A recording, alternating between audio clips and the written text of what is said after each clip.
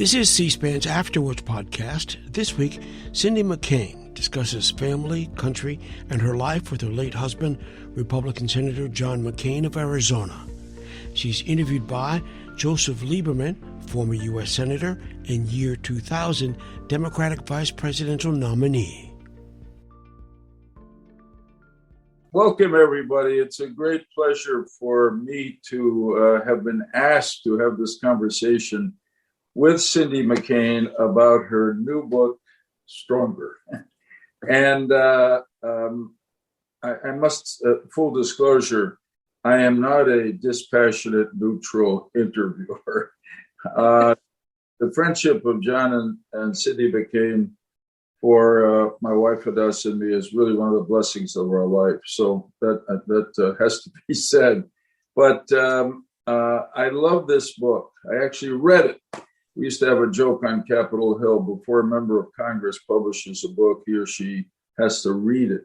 But I did read it, and I loved it. It's a remarkable story in which you tell a lot of stories and portray sides of John McCain that, particularly during difficult times in your life because of an illness or something, where he was not only a very devoted, but a word that people didn't associate with him, but I saw it in him all the time. He was tender. He was very caring.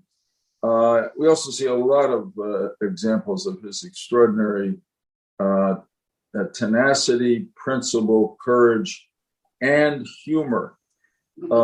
But this is really a story about a book about you. It's your book. And you pay great tribute to John McCain. But, I looked at the title at the beginning, Stronger, and it didn't sink into me. And then when I finished the book, I said, wow, this book shows how one person, Cindy McCain, really got stronger over her life. She was tested. She had opportunities that people never have. She came from strength in her own family, and she just got stronger. And now, in this very difficult period after John's death, she's shown her strength and her capacity to carry on. So to me, it was a wonderful book. It was fun to read. It was great to be with John and you through your eyes. But it was also inspirational. So I hope people will buy it. So let me start my neutral questioning now. A lot of people, they will learn more about you than they knew before. Maybe some people in Arizona have known, but talk about your family, about your mom and dad, and the influence that they had on you growing up as their child. Well, first of all, thank you for having me. I'm grateful that you're the interviewer today, and I'm grateful for CNN or C-SPAN, I apologize, for having us on. But to begin with, first of all, I'm not neutral either, as you said. I love the Lieberman family, and they've been such good friends to us for so many years. I'm grateful for the friendship. I really am. My mom and dad were a lot like many parents in those days. They came from absolutely nothing. They were dirt poor, both of them. My dad's became a pilot during World War II and was actually a bombardier on B-17s, which was, as everyone's seen or read about or seen the movie Memphis Belle. It was an amazing time, and he's actually, I think, very lucky to have lived through it, because a lot of them, I think 2/3 of them did not live through it. So he, with that said, and that's the reason I bring it up, is because it began his quest when he came back to Arizona. He was in Arizona, he went to school in Arizona, and so when he came back from the war, and began to build this business with my mother. They're both tough people and tough, strong people. And what it said to me was, though, because he always felt that the greatest thing that he ever did was to serve his country. He built this amazing business, a corporation that's huge now. But to him, the finest thing he ever did was serve. It says a lot about the man, and I think it said a lot about the lessons he tried to teach me.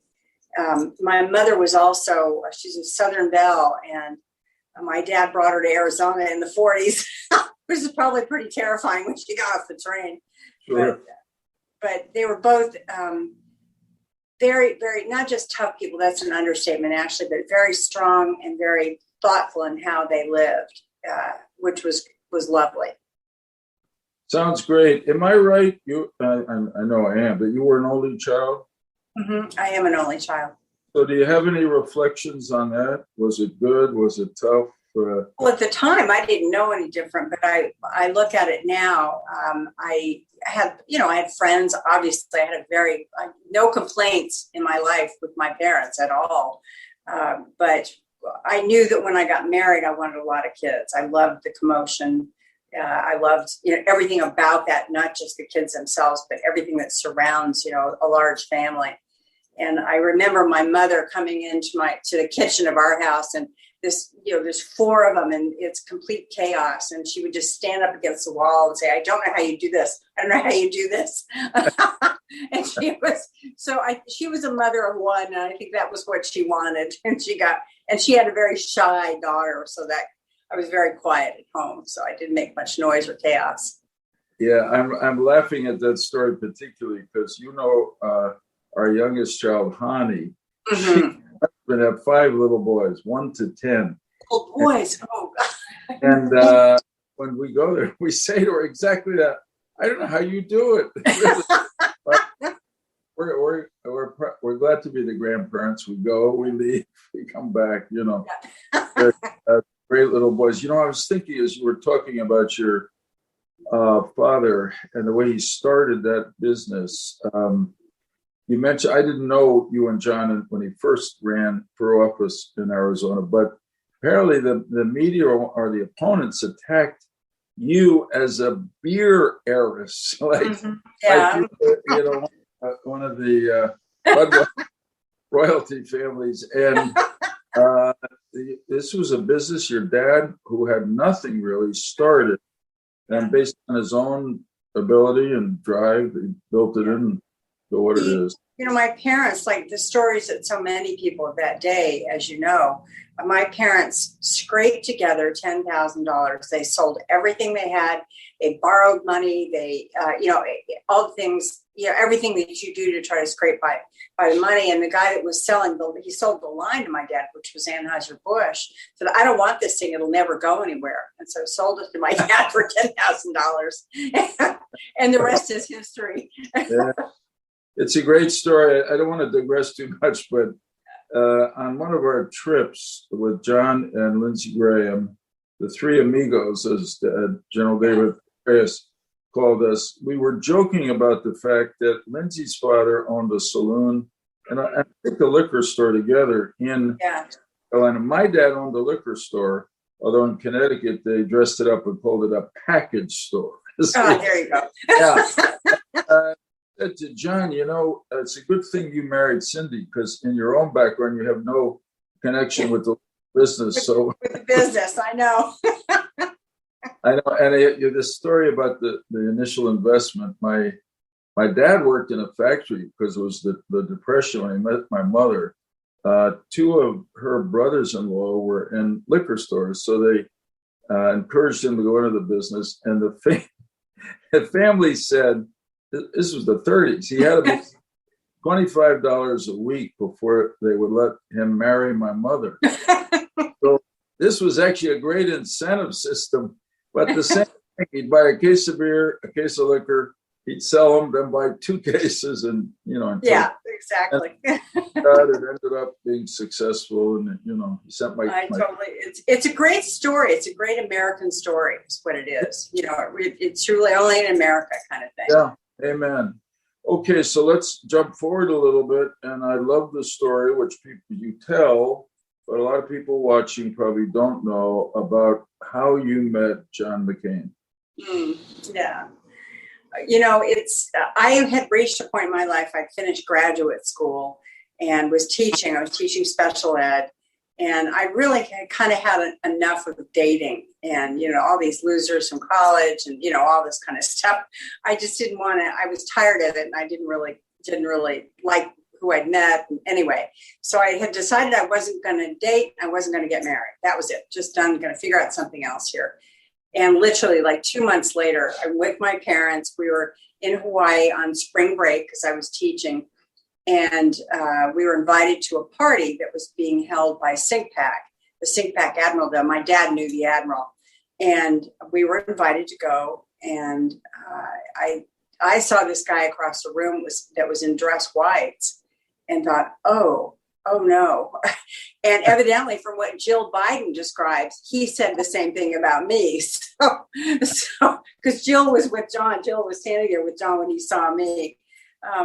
We met quite suddenly in Hawaii, and it was the uniform. The uniform did it all. I loved it when you said at that point that a lot of the guys, you weren't interested in a lot of the guys dating you because they were silly.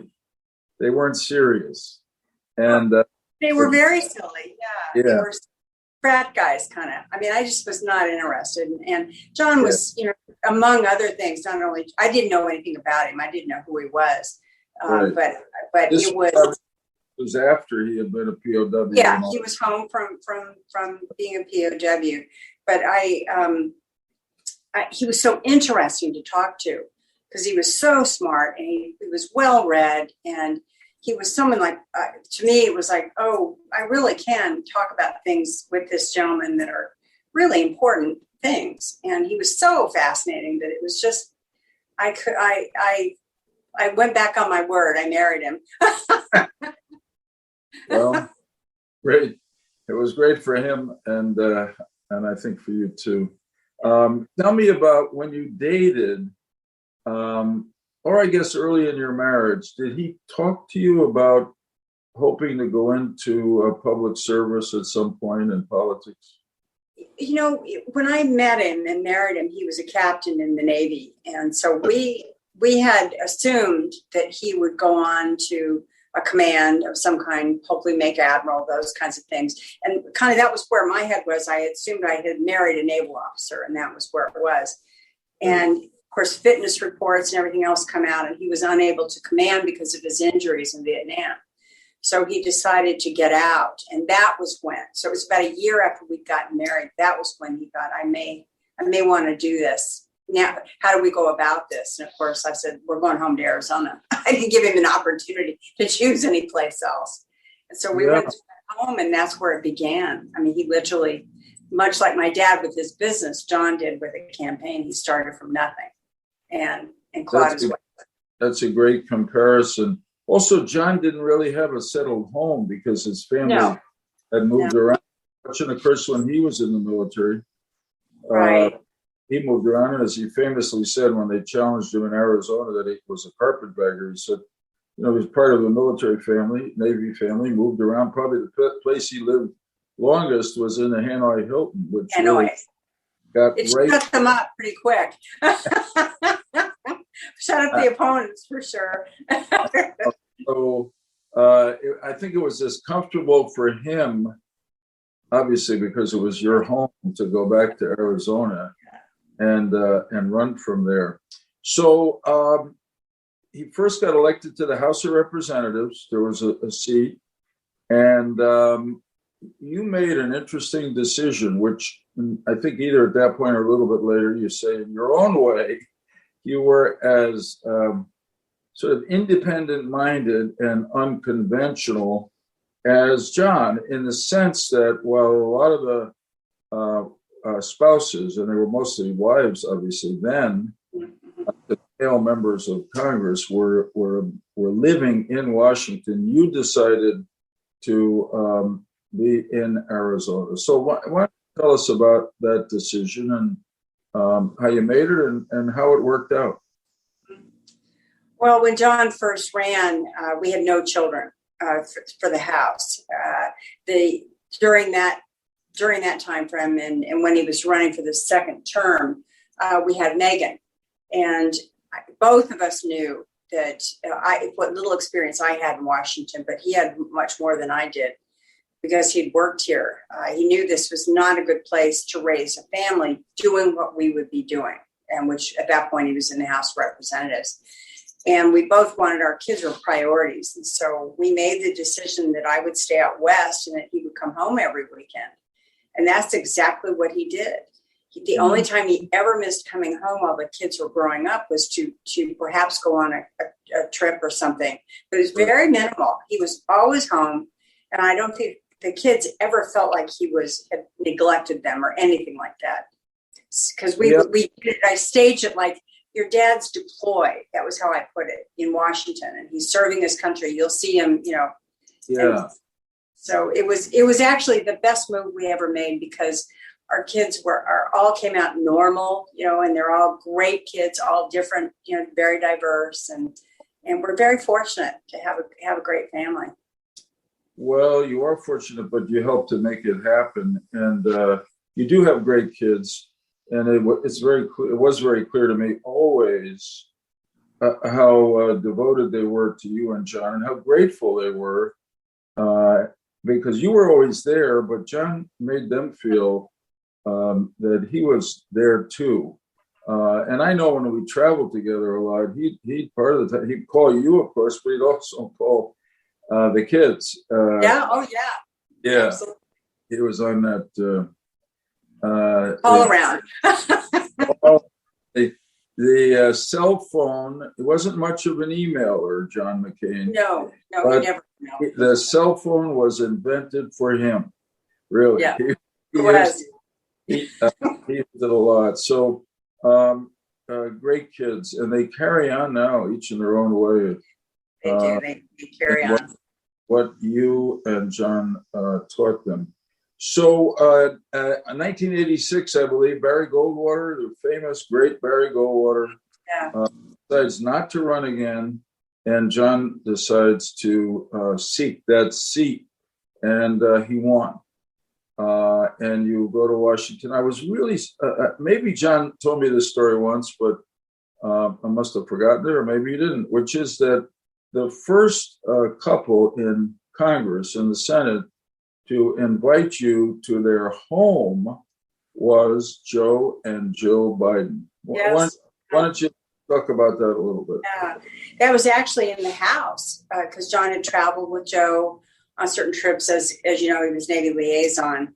Right. So yes, they were the very first couple to invite us in, and that meant a lot to me, because I was very shy, and also this town was a bit, it's a bit like drinking from a fire hose when you move to Washington, D.C.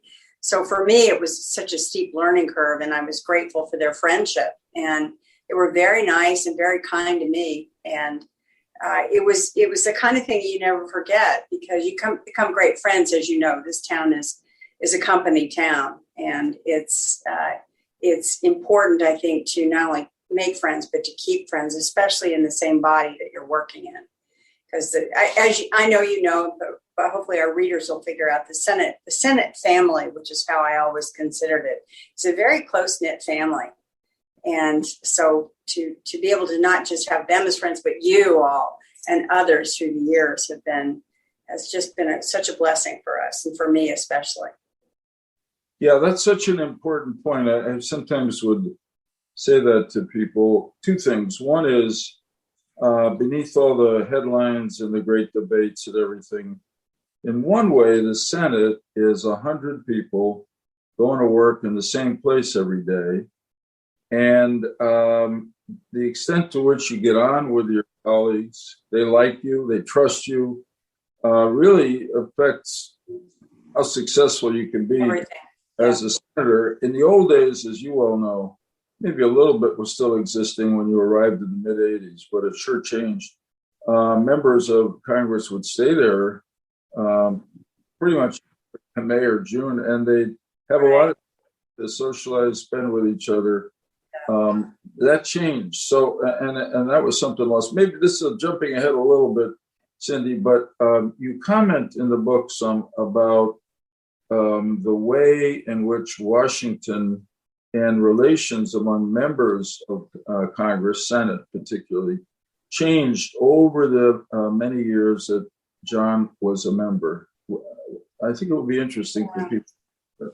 The Senate in the early years, I mean, I was witness to so many incredible things that occurred, but many of them had to do with bipartisanship. And I would watch not just John, but other members as well work across the aisle for the good of the country. Now, mind you, they would fight. The famous fights that John used to have with Ted Kennedy, are infamous. But it was never personal. And so as the years have waned on, and I know you saw that as well, we've seen such a kind of a in my opinion, just kind of a deepening, a deep divide in the Senate that's not healthy. And it's also not civil and kind. And the things that we all stood for, and that you all, especially the members, stood for, which has been hard to watch, really. Especially, I think, especially since John's death, that has certainly been very, very, very clear. But I think the one thing I would like to remind readers too, as they read some of this, is that I believe in the faith of America, and I believe that the Senate, this pendulum that we're in right now, is going to swing back the correct way, because that's what we do. That's what Americans do. And so I just hope that as people read the book, that they understand it. I can tell these stories of past bygones, in the days gone by, but that the truth of the matter is, I believe that America will swing back to a more civil society. Yeah, that comes through in your writing in the book, Cindy. It's a really important message. And of course, I agree with you. And I love what you said about John and Ted Kennedy. They could fight back, or like hell, but they were friends. And I just was saying to people, we need more centrism in American politics. And I don't mean moderation. Obviously, people want to be moderates, they'll be.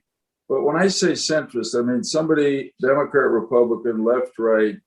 The critical question to me today is, are you willing to come to the center, negotiate, and I'm going to use the word you use because it's important, in a civil way, a respectful way, with your colleague on the other side, compromise and get some things done. And Ted Kennedy was a liberal Democrat. John McCain was a conservative Republican. But they were both centrists when they wanted to be. Probably John even more than Teddy.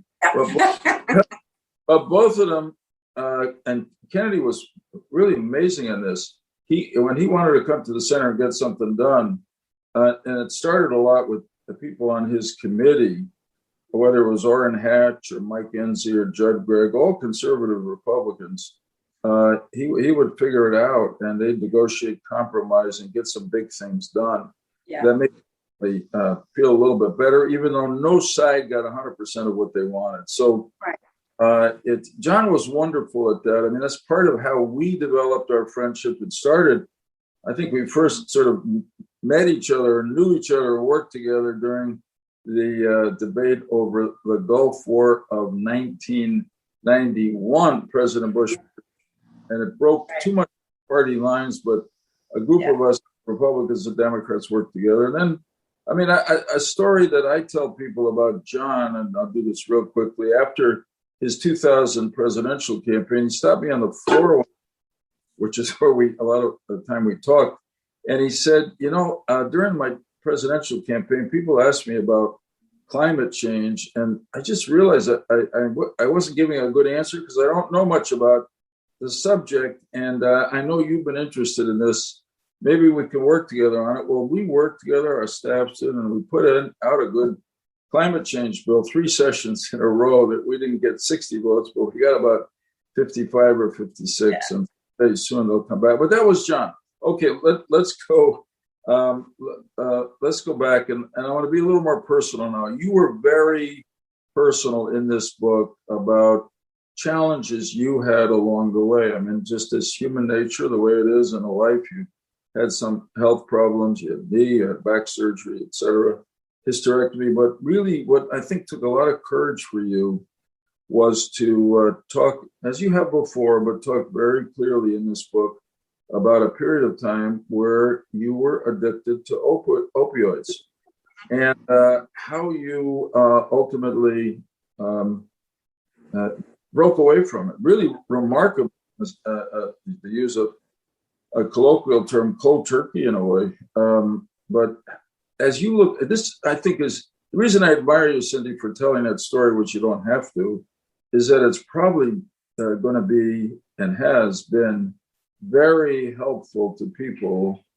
We all know people in our family or friends who've been addicted to one thing or another. To deal with it, it's human nature in a way, and to figure out how to break away from it. So when you look back, how do you explain to yourself, because you're so disciplined and so sort of healthy-minded, how you became addicted, and then how'd you break out of it that way? Who talked to you to wake you up and get you to break away from the opioids? Well, for me and for millions of other people that have suffered or are suffering right now, addiction's a very cunning enemy. It slips in and takes you down before you know what's happened. And in those days, especially in the very beginning, I had a couple surgeries and some other stuff. Painkillers were easy, and doctors would hand them out like they were candy. And I'm not faulting the doctors right now, so please don't misunderstand me. But it was too easy. And a lot of times in those days, also physicians would talk to a woman and say, oh, you're just neurotic, or you need to go. This happened to me, is why I can say this. You're neurotic, go home and have a drink. Or, or here, take these pills, this will be better. And so instead of really addressing whatever issue it may be, you're masking it with pills and with other things. And that's exactly what happened to me.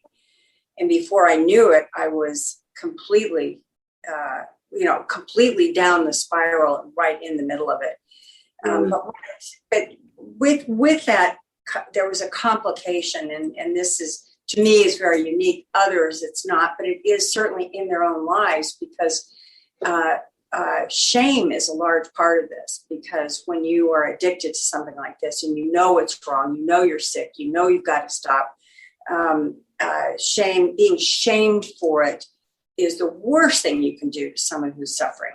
And in my case, it happened, all over. It was worldwide news when it broke. And that was hard, because it did not in my case, but it can drive someone back under. The shame factor can take them right back down and possibly hurt them even worse, or end their lives as a result of it. And so what I had to learn is that, number one, don't listen to the media, which is a big lesson to learn early on. But number two, I can do it. I can stop this. I had the power, and I knew in my own head that I had to. And I had 4 children. I couldn't, I just had too much going on. But as I explained in the book, it was also hard because I didn't tell John. John never knew.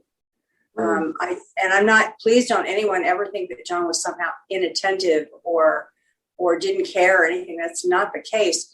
You become very good at hiding it when you're addicted. And that's what I did. I was a master at hiding it. And so it's tough. It's a very tough problem. It's something that we as Americans have got to deal with directly.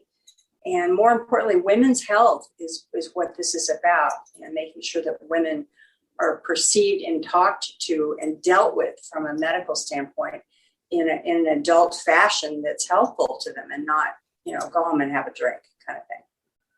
Good for you. 2 things. One is, I was quite taken with the story that your parents really were the ones. Yeah, my mom and dad. Yeah, they came to me. Yeah, tell that story, because it's very. My mom and dad, my mom's, I think, more than my dad, but they both sensed something was wrong with me, that I wasn't right in some way or another. And they came to me, they confronted me. And it was that night, the evening that they confronted me, I stopped cold turkey. I never picked up another pill, nothing. And I did go into rehab after that as a result of it. I'm so grateful for not just for them talking to me, but making me see myself what was going on. Sometimes addicts have to be confronted with what their lives are doing, not just to themselves, but to other people. And so my parents are very good at that. Look, you're the hero of that story, because it takes tremendous strength and courage to do what you did to break the addiction. But I wanted you to tell that story because it's very important to family members like your parents or friends. If they're worried about somebody who's in their family or a friend of theirs who they think may be addicted to something, it's really important to do what's awkward. I remember back years ago, I had somebody I worked with who I believed had become alcoholic. Yeah. And he would sometimes not show up to meetings without an excuse. And I actually began to see his handshake. And I just didn't want to say it to him. And I was wrong. Somebody else who worked with him said to him, worked with us really, hey, you're becoming an alcoholic. You're going to kill yourself. And it woke him up, and he went into AA, and, thank God he really was fine. Yeah. But it took somebody else to do that. And that is a kind of shame, not like public shame, but it's shame. I'm sure mom and dad said that because you were a good child, and you probably felt, and you wanted to make them proud. That's the way we are. And you felt you would let them down and embarrass them, and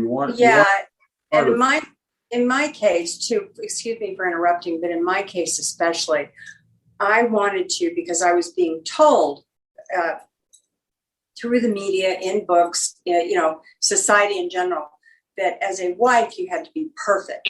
I put extra pressure on myself to make sure that I would be perfect. You would entertain correctly. You would help your husband's career in whatever way.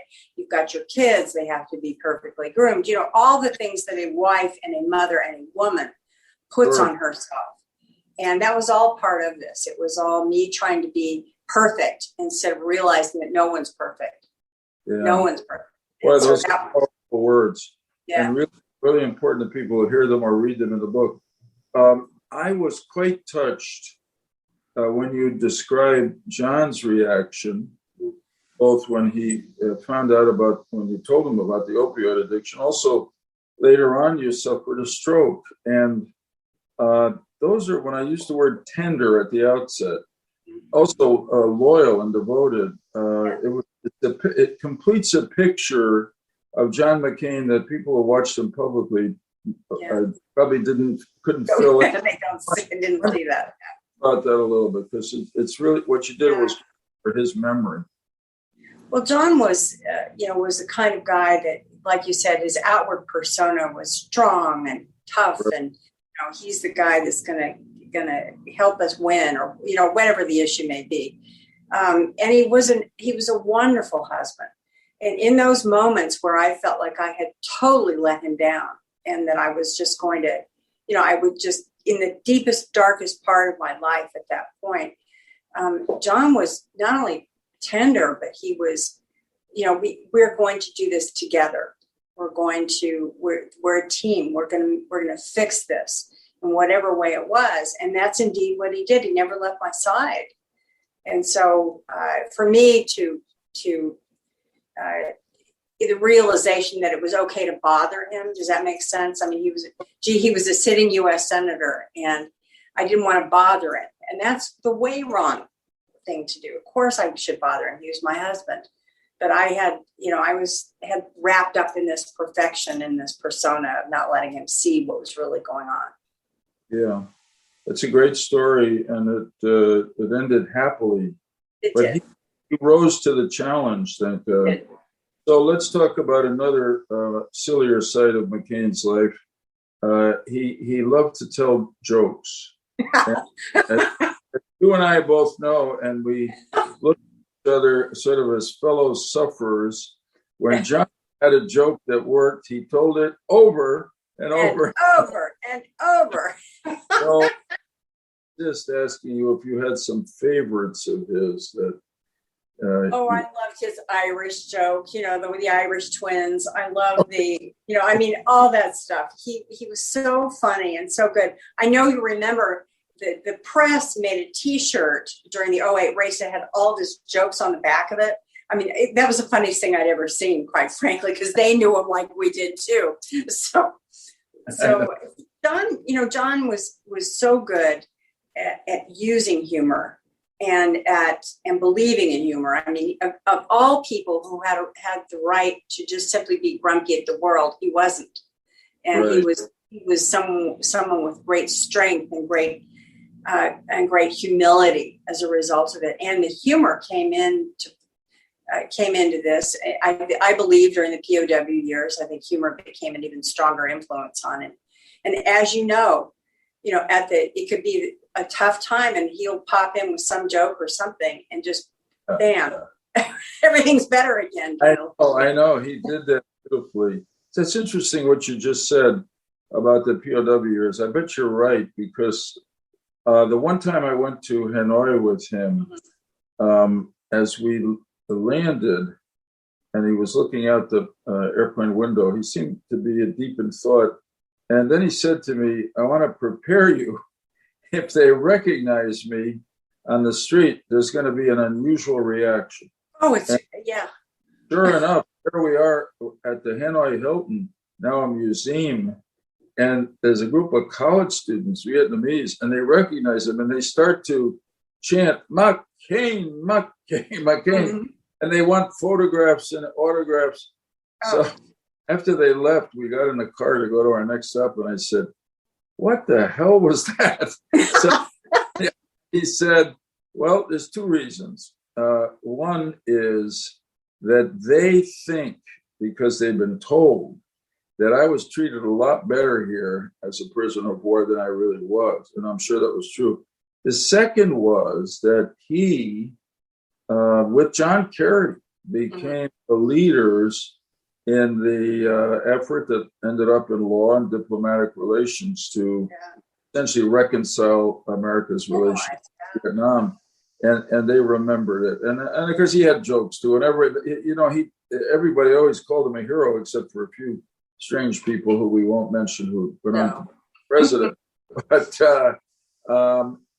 he would always say, what kind of hero am I? I flew my plane into a missile, But of course, he was a hero. So, and in that way, militarily, all the stories that everybody knows, but also just in his daily life, he really stood up. You bring up something with either walking with him or traveling with him or being around him in Vietnam is very surreal, because standing at his monument on West Lake, and it's a bit like being with the Rolling Stones. I mean, people, a huge crowd, people chanting, people. He took the family to Vietnam several times on more than one family trip, and it was like being with a rock band going across the, on a bus tour. They follow us everywhere. It was great. So incidentally, we were at that monument they built at the lake where it's down, and it's classic John. He said, hey, Joey, don't you think this monument is a little small when you think about what's true here? And so he inspired me to be outrageous. So next time we met with some high Vietnamese official, I said, sir, we went to the monument, and really, John McCain deserves something much bigger and more. Anyway, he laughed. Cindy, along the way, in addition to supporting John, traveling with him, etc., around the world, you also developed some real public interest, service, passions of your own, such as human trafficking and human rights. And I wanted, and you talk about them in the book, which is very important because it's an important part of you. And of course, you continue on with it. Talk about how you got into human trafficking and human rights, and maybe what you're doing now to advance those really important causes. Well, a story I tell in the book about how I first came, at least I was cognitive that I first came upon human trafficking was when I was in Calcutta and had been visiting Mother Teresa, and I came out. I was in a kiosk. I was buying some sari material for my daughter Bridget to bring home, and I was getting ready to pay in small kiosks. Calcutta is a crazy place with noise and smells and dust and everything going on. And I looked down. I just happened to look down, and the floorboards and the floor were kind of wide apart. And I saw, I heard some rumblings and could kind of see people moving around. And I asked the manager, the little kiosk man, and he said, "Well, that's my family. We live below this store." And very plausible. I mean, I completely, that's something could very easily be happening. And I looked again, though, back down before I left, and there were all these little eyes looking up at me. They were children. And something didn't work with me. Something told me it was wrong. There was something bad going on. I didn't know what it was. So I came home and began the years of really trying to understand what was going on and then what to do about it. And discovering like everyone else, it's worldwide, it's an epidemic, it's, all the things we talk about. And so human trafficking is a tough issue. And, and it goes on right under our noses. And like so many people, they really don't know what to look for or don't understand it. So they don't always see it. And that's what I try to do, is bring awareness and bring understanding that this is a basic human rights issue and needs to be dealt with in that way. It's really important. If people want to get involved in trying to work against human trafficking, what do you say to them? What should they do? Well, I tell them, first and foremost, you need to look within your own community. For those, in the beginning of all this, everyone thinks, well, it's happening over there, in that case in Calcutta, or it's happening in India, or it's happening in Vietnam, something like that. But it doesn't go on here. We're in America. It doesn't happen here. It happens in every neighborhood. You have seen it. You just didn't know what you were looking at. So what I try to do in the course of the awareness programs that the McCain Institute does and others is help people look with better eyes to see exactly what's going on in their own communities. And then I tell them to get involved, do it locally, keep it local, because we have to take care of our own house first. And so I recommend other NGOs and people that are working out there, but I encourage everyone to stay local first, because we have to stop this. And it's something that is happening in your own neighborhood. You just don't know. Yeah, that's a great answer. It's not just over there. It's probably right here. Right here. And right here is where the individual can have the most impact on something about it. You mentioned the McCain Institute. I was going to ask you about that. I was really grateful when you and John set it up. I'm proud to be on the board. It really is. I read somewhere, I don't remember who, a theologian said that one of the best things somebody can do in life is to create an institution that aims to carry on what that individual, or in your case, you and John, try to do in your lives. So tell us a little about the McCain Institute, its university affiliation, and what it's up to. Well, the McCain Institute was founded by both John and me just after the 2010 race. John had wanted to think about his legacy a little bit, think about how we could give back to Arizona and to the nation. And his Senate papers, all the things that come into play with this. And we are affiliated through Arizona State University and have a great working relationship with them. But it's about John's legacy. It's about the ideals and the things that meant the most to John and to me. But from his standpoint, it was things like next generation leadership was always very important to John. He was always a great mentor to young people. And that's what the Institute does. We work on human rights, freedom of the press, rule of law, of course, human trafficking. That's a large part of our Institute. And issues that really affected what John considered social justice in terms of doing right by human beings. And And we're doing very well. It's a strong, independent organization. As you know, we are action-based. We are not a think tank. We get in there and actually implement what we're working on. And that's what John wanted. He wanted action. Don't sit around and talk about it. Let's do it. And so I'm charged now with making sure that we keep that alive and keep his legacy going. Yeah, you've done really well with it, and it survived all the pressures of the pandemic. And I think, it did. like our country, it's going to now come out stronger than ever. So we've got a little more time, not a lot. Step back a little bit, and while we're talking about John, and I'll get to you, what do you think and hope his legacy will be from his life? I think his honesty, his honor, he lived by the code of conduct. The way he led his life is what he will be remembered for, and how the ideals that he believed in and stood for, he worked on in his public service, either in the Navy or certainly within the United States Senate. He's remembered for many things, many good things, many great things. But I think most importantly that he wanted to be remembered as someone who just really tried to do right. And boy did he. I think he did more than just do right.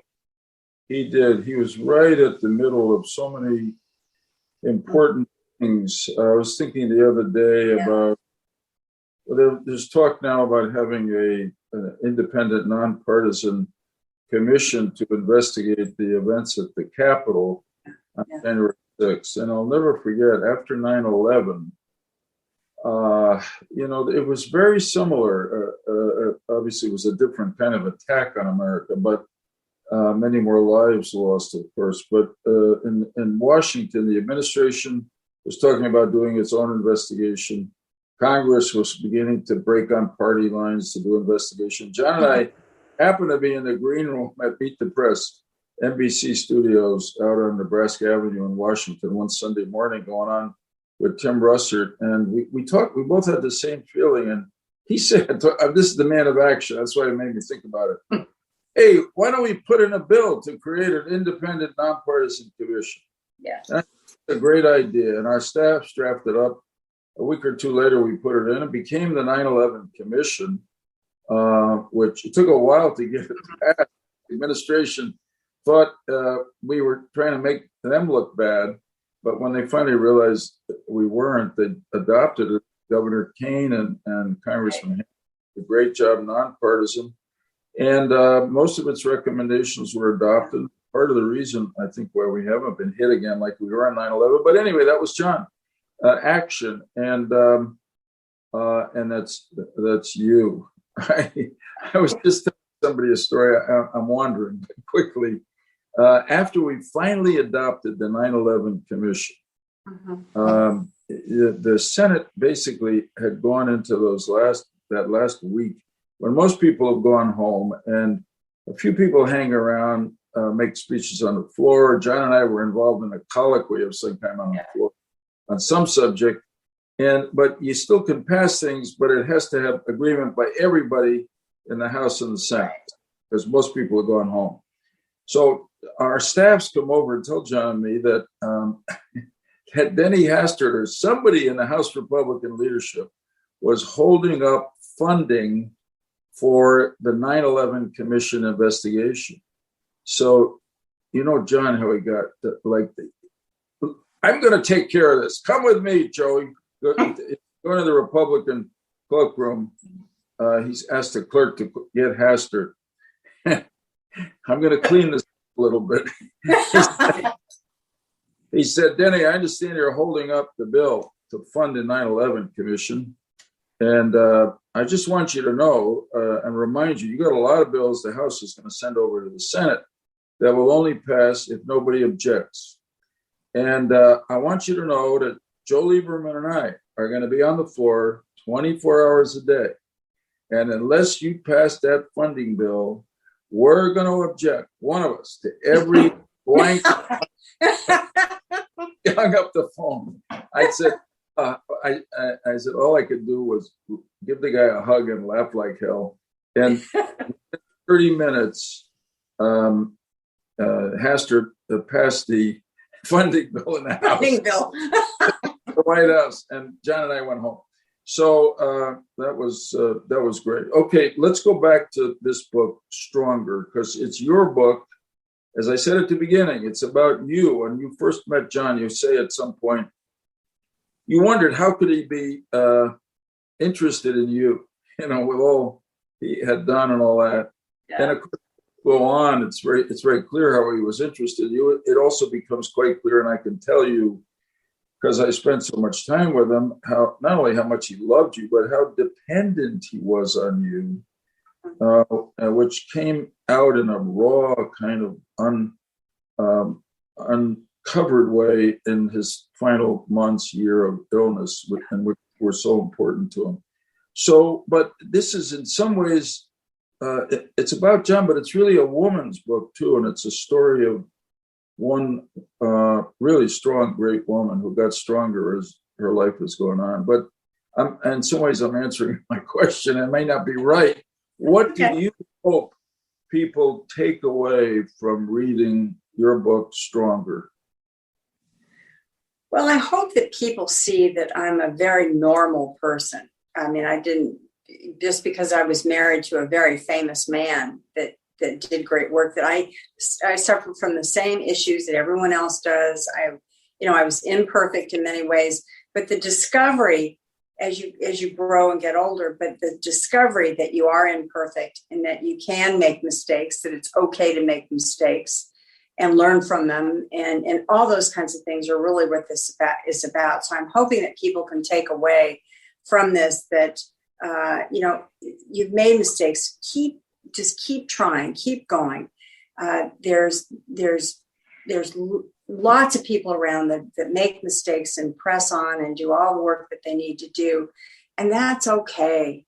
The perfection that was tossed on women early on, and it started in the 70s, in my opinion, about this perfection. You have to be perfect. You have to do everything. Is bull. And so I think for those of us who have tried to live our lives in the best way we can, it's a great learning curve. And so I hope that people enjoy it. Number one, I hope they laugh about things. I hope they love it. They wind up loving their own lives as a result of it. And also I hope that they know that there's friends out there. There's people that can help people. And for me, in that case, it was being able to have friends and being able to open up to people that I'd never do that before. And now I have great friendships and girlfriends and boyfriends. I mean, not boyfriends, but I mean male friends that are good friends of mine. And it's I've decided that it's okay to be me. Yeah. Oh, it's better than okay. And it was great for John McCain. It's great for a lot of other people like me who got to know you. Obviously, great for your children and family, but it's going to be great for everybody who reads this book. You really accomplished what you just described as your goals. And, you're an extraordinary person, but in a way, everybody is capable of being extraordinary. And you just rose to every challenge in your life. And now you continue on, which is really great. I really thank you for writing a book. It's not easy to write a book. No, it's not. Right? And the hard part also is the audio portion. That's when it really gets tricky. And I actually got to read it out loud. So I once read, and I forgot which great writer said this, but he said, "I do not enjoy writing. I enjoy having written." Yeah. I think I agree with him. Final one, I happened to be in Israel several years ago when Prime Minister Netanyahu's father died, and he was in the period of mourning, sitting in the mourning period at his father's apartment in Jerusalem. His father was a great Zionist hero and academic, and so I naturally try to comfort Bibi by saying, what a a comfort, what a dream it must have been for your father. So committed to Israel, you became prime minister. What a legacy you gave him. And he waved his hand across the coffee table in front of him. He said, well, thank you, Joe, but this is my father's legacy. I hadn't looked at the coffee table, and on the coffee table was the books that his father had written. And you have a legacy. Thank you. And it's stronger, and it's a great one. So for writing it, thanks for a wonderful conversation. Oh, it was fun. See you soon. Afterward is a weekly hour-long discussion with current nonfiction authors. Find it wherever you get your podcasts.